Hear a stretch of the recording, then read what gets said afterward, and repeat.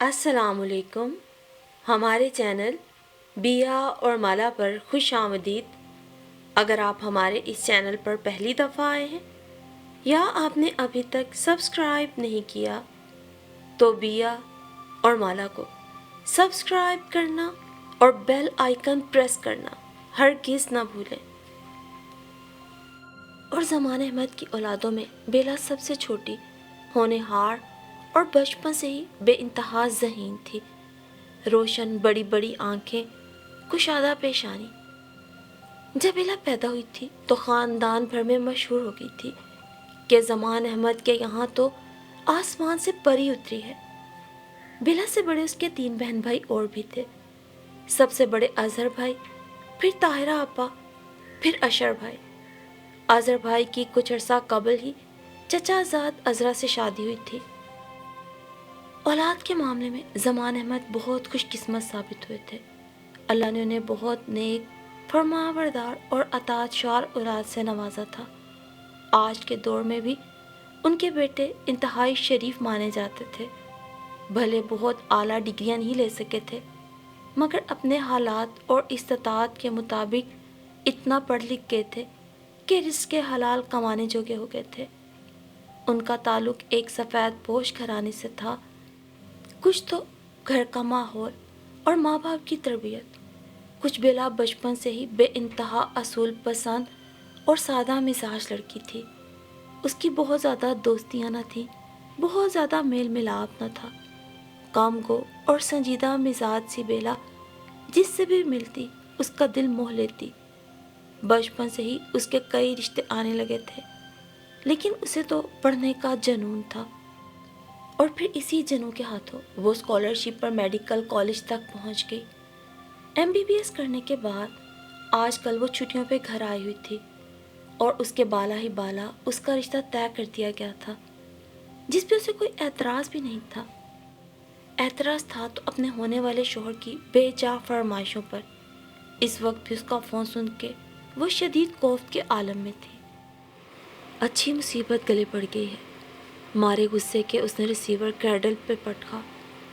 کیا ہوا؟ عذرا بھابھی نے دوپٹے پہ لیس لگاتے ہوئے پوچھا. ہونا کیا ہے؟ موصوف کا پھر فون آیا تھا. بات کر لی ہوتی. آپ کے کہنے پر بات کی. ایک بار کی تھی اور اب بار بار کرنا پڑ رہی ہے، وہ بیزاری سے بولی. دیکھو نا بیلا، کتنا اچھا رشتہ ہے. تمہیں پتہ تو ہے لوور مڈل کلاس میں لوگوں کے ہاں بھلا ایسے رشتے کہاں آتے ہیں.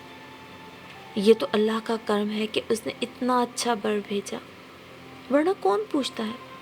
اور تم ناشکرا پن مت کرو. فون کرتا ہے تو بات کر لینے میں حرج ہی کیا ہے؟ آخر تمہارا منگیتر ہے وہ. عذرا بھابھی اسے سمجھا رہی تھی. بھابھی بات تو کر لیتی ہوں، مگر. وہ ایک دم چپ ہو گئی. مگر کیا؟ مگر وہ صرف بات ہی تو نہیں کرنا چاہتا نا. کیا مطلب؟ کہتا ہے تمہیں دیکھنا چاہتا ہوں. اے لو، کیا پہلے نہیں دیکھا تھا؟ ان کے لہجے میں شک تھا. نہیں تو، بیلا بولی. ارے ہم تو سمجھے تھے کہ تمہیں دیکھ کے ہی اس نے رشتہ بھیجا ہے. آخر کو اس کی بہن تمہاری کلاس فیلو تھی. ہاں، ہما میری کلاس فیلو تھی اور دوست بھی، مگر بھابھی میں نے اس کے بھائی کو نہیں دیکھا تھا. اگر وہ کہتا ہے تو مل لو. یوں بھی شرع میں بھی اجازت ہے کہ لڑکا لڑکی ایک دوسرے کو دیکھ لیں. رہنے دے بھابھی، مجھے نہیں ملنا. اور یوں بھی شادی میں صرف 10 روز رہ گئے ہیں. آپ زیادہ آزاد خیال نہ بنے. اماں کو پتہ چل گیا تو ایک نیا مسئلہ کھڑا کر دیں گی. اور پتہ نہیں ہتھیلی پہ سرسوں جمانے کو کس نے کہا تھا. رشتہ آیا فوراً منظور کر کے تاریخ دے دی. بیلا نے دل میں چھپا سوال کر ڈالا. اے بھی سچ جانو تو ہم سمجھے تمہاری مرضی ہے. تاج جان نے بھی اسی لیے مین میک نہیں نکالی. کیا آپ لوگوں نے ایسا سمجھا تھا؟ مارے حیرت کے اس کی آواز ہی نہیں نکل رہی تھی. اتنے اونچے گھرانے اور اونچے عہدے کے بندے کو آخر معمولی کلرک کے گھر کی راہ کسی نے تو دکھائی ہوگی، اور آپ لوگ سمجھے وہ راہ میں نے دکھا دی. وہ بولی. بالکل، اف میرے خدا، اس کا دماغ واقعی چٹکنے لگا تھا۔ عذرا بھابھی کام میں مصروف ہو چکی تھی۔ یا خدا، میں اتنی بے اعتبار ہو گئی تھی، کسی نے مجھ سے پوچھا بھی نہیں، خود بخود مفروضے کھڑ لیے۔ کیا اماں ابا کو بھی مجھ پہ اعتبار نہ تھا؟ وہ بیلا زمان 2 ہفتے قبل ہی تو میڈیکل کے فائنل ایئر کا امتحان دے کے گھر آئی تھی، اور یہاں آ کر اسے پتہ چلا کہ ایک روز قبل اس کی کلاس فیلو ہما اور اس کے گھر والے اس کے پرپوزل کے سلسلے میں آئے تھے۔ جمال فاروق CSP آفیسر تھا اور ان دنوں اس کی اسلام آباد میں ہی پوسٹنگ تھی۔ اماں ابا نے اس سے پوچھے بغیر حامی بھر لی تھی کہ ہما نے انہیں یقین دلایا تھا کہ وہ دونوں بیسٹ فرینڈز ہیں، اور سب یہی سمجھے تھے کہ بلا کی بھی مرضی ہے، اس لیے تو ابا بھی خاموش تھے۔ پھر فاروق صاحب کی خواہش پہ جلد تاریخ دے دی گئی تھی، کیونکہ جمال کسی کورس کے سلسلے میں 1 ماہ بعد پیرس جا رہا تھا اور وہ اپنی بیوی کو بھی ساتھ لے جانا چاہتا تھا۔ خاندان میں سب بیلا کی قسمت پہ رشک کر رہے تھے۔ واہ بھائی، کیا بات ہے، بڑا اونچا ہاتھ مارا ہے۔ اڑتا اڑتا یہ جملہ اس کے کانوں میں بھی پڑا تھا، مگر اس نے پرواہ نہ کی تھی۔ بیلا، وہ ہما کا فون ہے۔ طاہرہ آپا جو اس کی شادی کے سلسلے میں آئی ہوئی تھی، انہوں نے اطلاع دی تو وہ بیزاری سے اٹھ کے فون کے قریب آئی۔ ہیلو، کیا حال ہے بھابو جانی؟ ہما چہک رہی تھی۔ کیوں فون کیا ہے؟ وہ سخت لہجے میں گویا ہوئی۔ بھائی، تم نے تو میرے بھائی کو دیوانہ بنا دیا ہے، تمہاری آواز کے سہر میں وہ جکڑے گئے ہیں۔ کیا بکواس ہے یہ ہما؟ یار پلیز ان سے مل لو نا، کیا ضرورت ہے اس کی؟ پلیز بیلا، ایک بار اپنے درشن کروا دو۔ دیکھو ہما، مجھے یہ فضولیات بالکل پسند نہیں۔ میں کوئی لولی لنگڑی نہیں ہوں، نہ ہی کوئی بدصورت اور گئی گزری ہوں، اور مجھے ویسے بھی خود پہ کوئی کمپلیکس نہیں ہے، جیسی ہوں ویسی ہوں۔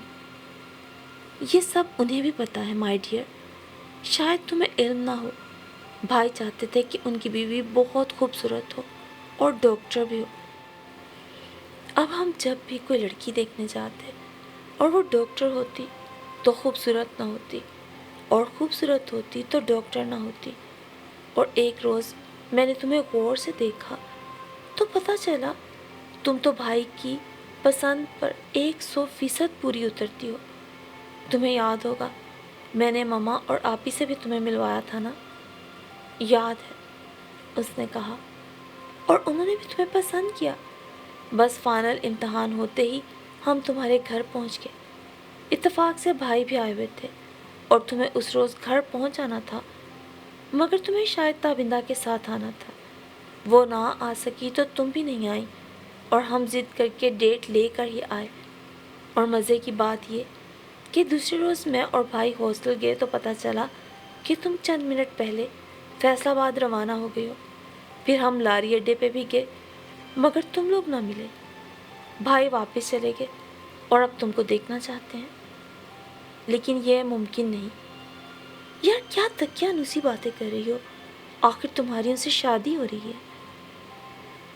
جو بھی ہو، مجھے یہ سب پسند نہیں ہے ہما، تم انہیں اچھے سے بتا دو۔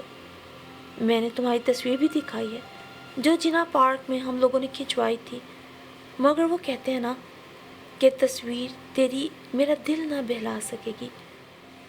خیر، تم نے یہ بھی اچھا نہیں کیا۔ تم سوچ لو بیلا، ہما نے کہا۔ سوچ لیا ہے، کہہ جو دیا کہ نہیں کرنی مجھے اپنی نمائش۔ اس کا لہجہ سخت تھا، اور پھر ریسیور دوسری طرف سے ہما کے ہاتھ سے جمال کے ہاتھ میں جا چکا تھا۔ ہما، کہہ دو اپنے بھائی سے کہ وہ مجھے شادی سے پہلے نہیں دیکھ سکیں گے۔ اتنا غرور اچھا نہیں ہوتا بیلا جی۔ ایک دم بھاری آواز ایئر پیس سے ہوتی ہوئی اس کی سماعتوں میں اتری۔ غرور نہیں ہے، یہ اصول کی بات ہے۔ جس بات کو میں پسند نہیں کرتی وہ نہیں کروں گی۔ وہ نہایت اعتماد سے بولی۔ تو سن لے، میں بھی اپنی دھن کا پکا ہوں، نکاح سے پہلے آپ کو دیکھوں گا ضرور۔ اللہ حافظ۔ یہ کہہ کے دوسری طرف سے جمال نے سلسلہ منقطع کر دیا۔ بڑے آئے۔ بیلا نے سر جھٹکا۔ بات طے ہو جانے کے بعد جمال کے فون آنے لگے تھے اور دراصل عذرا بھابھی کو اس نے شیشے میں اتار لیا تھا۔ یوں بھی عذرا بھابھی اس کے عہدے اور امیر گھرانے سے خاصی متاثر تھی، انہوں نے ہی اس کی جمال سے بات کرائی تھی۔ دیکھو بیچارہ کتنی دور سے فون کرتا ہے، تمہاری خاطر بات کر لینے میں کیا حرج ہے، فون سے نکل کے کھا تو نہیں جائے گا نا۔ اور عذرا بھابھی کی باتوں میں آ کے وہ فون سن بیٹھی تھی جو اب اس کے حلق میں اٹک گیا تھا۔ اسے خود پہ غصہ آ رہا تھا کہ آخر اس نے عذرا بھابھی کی بات کیوں مانی۔ اور یوں آج مایوں کی رسم تھی، ڈھولک کی تھاپ پہ لڑکیاں بالیاں گیت گا رہی تھی، شور میں تو کان پڑی آواز بھی سنائی نہ دیتی تھی۔ تبھی زہرا پھپھو آ گئی۔ لڑکیوں کے جھرمٹ میں بیٹھی بیلا کو انہوں نے کھینچ کے گلے لگایا اور پھر پھوٹ پھوٹ کے رو دی۔ پھپھو پلیز، اسے وحشت ہونے لگی، تمہیں تو میری بہو بننا تھا، زمان نے میرے ساتھ بڑا ظلم کیا ہے بیلا، تو پیدا ہوئی تھی تو میں نے اپنے انور کا نام ڈال دیا تھا، مگر ان کی آواز آنسوں میں گھٹ گئی۔ زہرا اب رونے کا فائدہ؟ اماں نے انہیں گلے لگاتے ہوئے تسلی دی۔ بھابھی، یہ تم لوگوں نے میرے ساتھ کیا کیا ہے؟ آخر کیا کمی ہے میرے انور میں؟ 16 جماعت پاس ہے، اچھی نوکری بھی مل جائے گی، بس امیر گھرانہ دیکھ کر نند یاد نہ رہی آپ لوگوں کو؟ چلو تم بھاوج ہو، بھائی کو بھی بہن یاد نہ رہی؟ اللہ، کیا خون سفید ہو گیا ہے؟ زہرا پھپھو سینے پر 2 ہتھڑ مار کے رو دی۔ اے لڑکیوں تم گاؤ، زکیہ پھپھو نے کہا اور پھر بہن سے کہنے لگی، کیوں تماشا بنا رہی ہو؟ نصیب کی بات ہے، خوش ہو کہ اتنے امیر گھر بھتیجی جا رہی ہے۔ ارے وہ ڈاکٹرنی بن گئی ہے، اب رشتہ اس کے شایان شان تو ہونا چاہیے، گھر بھی اچھا ہے، خدا نے مقدر کھولا ہے، تم وہ ویلا مچا رہی ہو۔ زکیہ پھپھو نے بہن کو اچھی طرح رگیدا، تب کہیں جا کے ان کا رونا دھونا ختم ہوا۔ بیلا کی رسم مایوں بڑی دھوم دھام سے ہوئی تھی۔ گھر کے سامنے میدان میں ٹینٹ لگا کر رسم ادا کی گئی۔ اسی میدان میں سارے محلے کی شادیاں، کل 40 میں، سب ہوا کرتا تھا۔ مگر بیلا کی شادی کے لیے زمان احمد نے ہال بک کرایا تھا کہ سمدھی امیر تھے، اور جب اپنوں سے ہٹ کر رشتہ داری کی جاتی ہے تو چادر سے پاؤں باہر نکالنے ہی پڑتے ہیں۔ اپنی حیثیت سے بڑھ کر انہوں نے اہتمام بھی کیا تھا۔ بیلا کے دونوں بھائیوں نے فیکٹری سے ایڈوانس لیا تھا، جبکہ زمان احمد نے اپنی ساری جمع پونجی بیلا کی شادی کی نظر کر دی تھی۔ اتنا خرچ انہوں نے 3 سال قبل طاہرہ کی شادی میں نہ کیا تھا، اور پھر شادی کا دن بھی آ گیا۔ خصوصی طور پہ اس کے سسرال والوں نے لاہور سے بیوٹیشن کو ان کے ہاں بھیجا تھا۔ بارات آنے پر بیلا کو بھی ہال کی طرف لے جایا گیا تھا۔ بارات آنے کے بعد نکاح کی رسم ہونا تھی کہ بیلا کو محسوس ہوا کوئی گڑبڑ ہو گئی ہے۔ کیا ہوا طاہرہ آپی؟ اس نے گھبرائے ہوئی طاہرہ آپی سے پوچھا۔ کچھ نہیں۔ اے لو، پہلے نہیں کہہ سکتا تھا، اب عین شادی کے دن یہ کوئی دکھ تو نہیں، لوگ کیا کہیں گے؟ نکاح سے پہلے ہم لڑکی کی نمائش کریں۔ اماں شاید ابا سے ہم کلام تھی، مگر کیا کیا جائے بیٹا؟ ابا اس کے قریب آئے۔ جی ابا، میں سن رہی ہوں اور سمجھ بھی رہی ہوں۔ اسے ابا کے چہرے پہ پھیلا دکھ صاف نظر آ رہا تھا۔ پھر کہہ دوں وہ یہاں آ جائے؟ کتنے مجبور ہو گئے تھے وہ۔ ابا، جمال کی شرط تو پوری کر دیں، مگر پھر جو ہوا اسے میرا مقدر جانیے گا، مجھ سے کوئی گلہ مت کیجیے گا اور اپنے دل کو بھی ملول مت کیجیے گا۔ بیلا نے کہا تو طاہرہ آپی جلدی سے بولی، تم اتنی خوبصورت ہو، بھلا وہ تمہیں کیوں ریجیکٹ کرے گا؟ میں وہیں ہال میں جاؤں گی۔ بیلا ان کی بات انسنی کر کے بولی، کیا کہہ رہی ہو؟ وہ سب حیران ہو گئے۔ یہ اب میری شرط ہے ابا، تماشا ہو تو پھر جم کے ہو۔ وہ مسکرائی تھی۔ زمان احمد سمجھ گئے کہ بحث فضول ہے، انہوں نے سر جھکا دیا اور بیلا ان کے ساتھ اس طرف چل دی جہاں باراتیوں کے بیٹھنے کا انتظام تھا۔ وہ گھونگھٹ نکالے ابا کے ساتھ ہاتھ تھامے نہایت اعتماد سے وہاں آئی تھی۔ سب حیران تھے کہ دلہن یہاں کیسے؟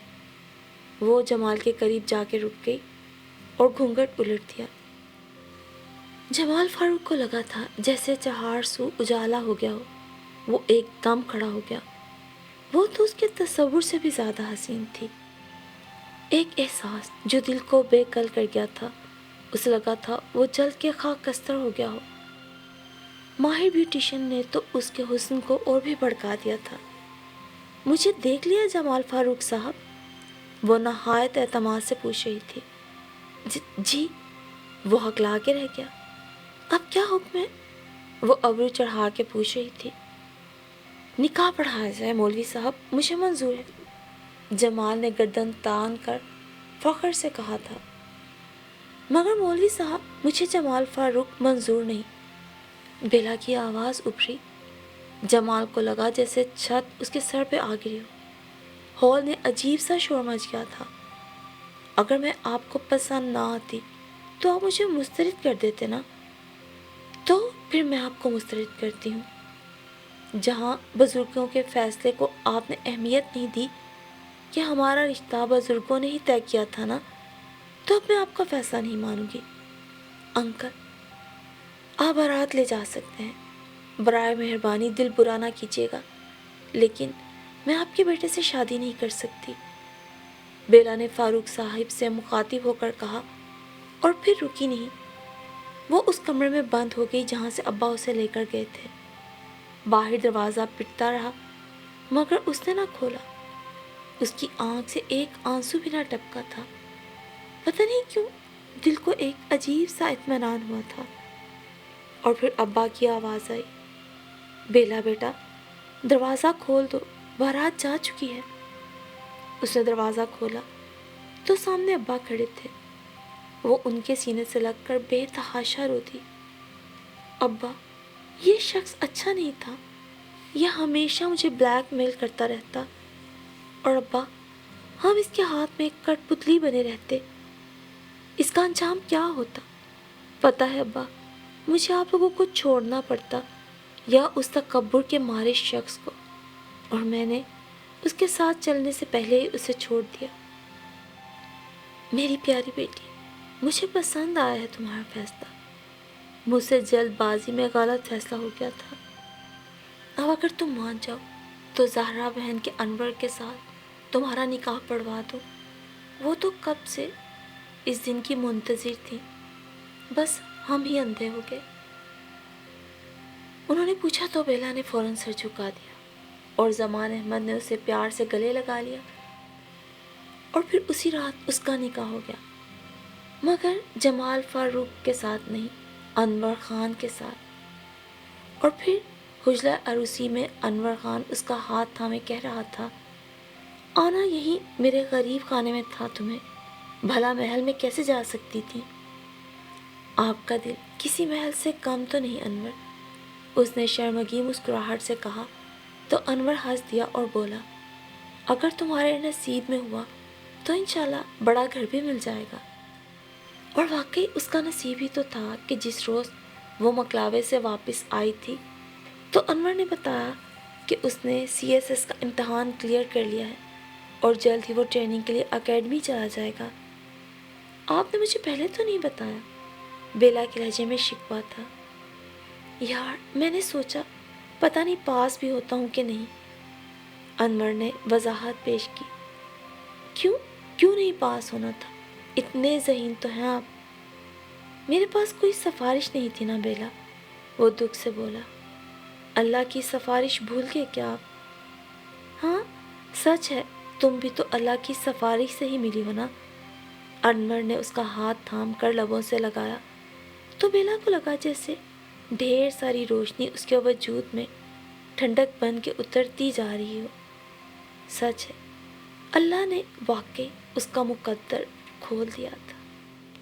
اور بیلا کی اس کہانی میں آج کل کی ہر لڑکی کے لیے اور لڑکیوں کے والدین کے لیے بھی ایک سبق پوشیدہ ہے۔ زندگی میں جب بھی رشتے طے کریں، اللہ پہ تیقن کر کے طے کریں، اور کبھی بھی کسی کے ہاتھوں بھی جذباتی طور پہ بلیک میل ہو کے کسی غلط راستے سے رشتہ بنانے کی کوشش ہرگز نہ کریں۔ بے شک اللہ صراط مستقیم پہ چلنے والوں کو کبھی تنہا اور بے آسرا نہیں چھوڑتا۔